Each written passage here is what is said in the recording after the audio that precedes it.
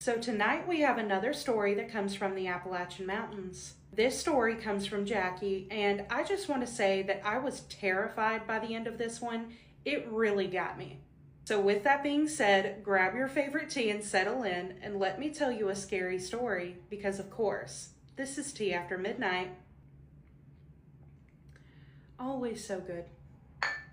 This story comes from Jacky. Hi Savannah, my name is Jacky, and I have a scary story that also happened to me in the Appalachian Mountains that I wanted to share with you. I live in the Appalachian Mountains and have my entire life. I live in the countryside and it's a beautiful place to be, but when it gets dark, things get really creepy out here.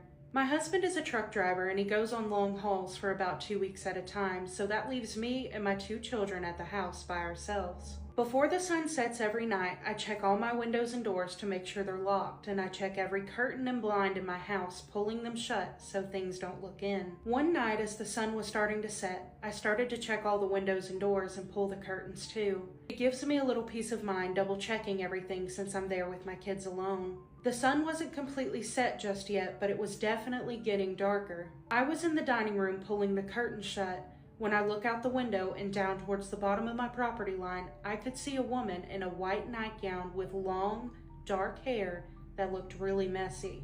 She was just standing there staring at me. I was frozen in fear and could feel how evil her presence was.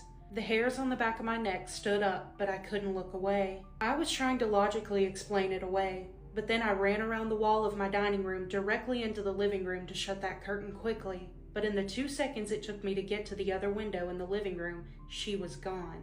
We have several acres of land that are clear of trees, and it's not physically possible for her to have just vanished in 2 seconds. I closed all the curtains and triple-checked every lock. I put the kids in my bed to sleep there with me because I didn't want them alone in their room with whoever or whatever was outside. I stayed up the entire night holding my kids as they slept, and in the morning I called my husband to let him know what I had seen the night before.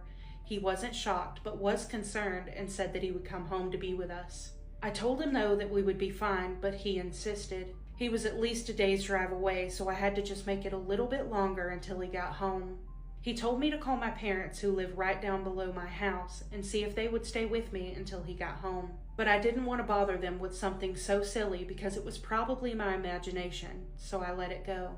That day was fine. Nothing unusual or out of the ordinary happened. But then sunset came. Same routine as always, checking the doors and windows and closing all the curtains. And when I got to the dining room, I look out the window, but I didn't see anything.